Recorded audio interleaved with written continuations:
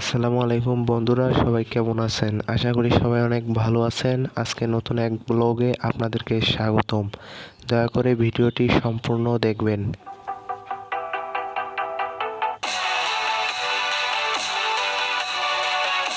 মূলত আমি বাসা থেকে বাইর হলাম আমাদের জমি বাড়িতে পানি আমি দেব।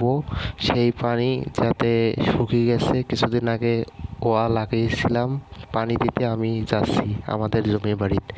ভিডিওটি সম্পূর্ণ দেখেন। যাওয়ার সময় বেশ আমি অনেক কিছুই দেখলাম। এইদিকে একটা বাড়ি নতুন করতেছে আমাদের এলাকার একজন, আর এদিকে একটি কলার বাগান আছে। বন্ধুরা, আমি আমার ভুঁই বাড়িতে চলে আসলাম। কিছুদিন আগে আমরা এই ধানগুলো লাগিয়েছি আমাদের জমিতে। এখন মূলত আমি দেখতে আসলাম। দেখতে আপনারা পাচ্ছেন আমাদের জমিতে কোনো পানি নেই, তাই তো আমরা দেখতে আসলাম। আমি দেখতে আসলাম, আমার সাথে অবশ্য আরও একজন আছে। আমি আমার দুইটা খটু করেছি, একটা উঁচা এবং একটা নিচু। তাই আমি উঁচা খটুর পানি নিচা খটুতে ছাড়ি দিতেছি।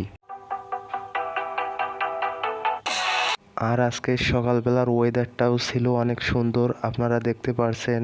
এবং অনেক সকালবেলা এমনিতেই অনেক সুন্দর ওয়েদার থাকে, তার উপর আজকের আকাশ অনেক ফ্রেশ, আপনারা দেখতে পাচ্ছেন। এবং এই ফ্রেশ আকাশে অনেক ভালো সূর্য উঠেছে, রোদ ভালো উঠেছে, তাই অনেক সুন্দর। যারা একমাত্র গ্রামে বসবাস করে তারাই একমাত্র এই সকালবেলার মিষ্টি রোদ উপভোগ করতে পারে।